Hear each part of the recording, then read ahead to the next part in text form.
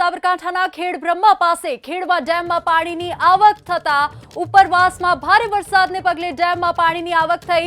ડેમનો એક દરવાજો ખોલી હરણાવ નદીમાં પાણી છોડાયું છે। હરણાવ નદીમાં પાણી છોડાતા નીચેના જે દરિયાકાંઠેના વિસ્તારો છે તે તમામ વિસ્તારોને એલર્ટ કરવામાં આવ્યા છે। ઉપરવાસમાં ભારે વરસાદને પગલે ડેમમાં પાણીની આવક થતા જે નદી કાંઠેના વિસ્તારો છે નદી કાંઠેના વિસ્તારોને એલર્ટ કરવામાં આવ્યા છે।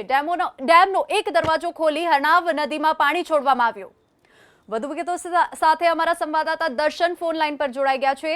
દર્શન, હરણાવ નદીમાં પાણી છોડાઈ રહ્યું છે, ડેમનો એક દરવાજો પણ ખોલવામાં આવી રહ્યું છે અને તેને લઈને શું છે વિગતો?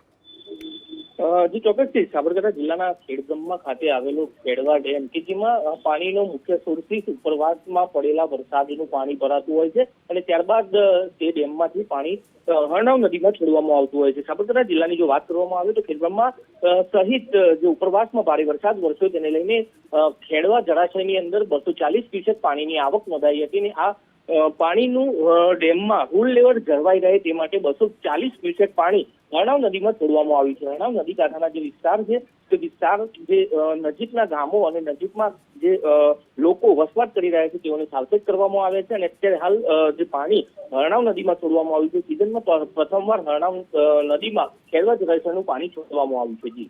જી દર્શન, આભાર સમગ્ર માહિતી બદલ।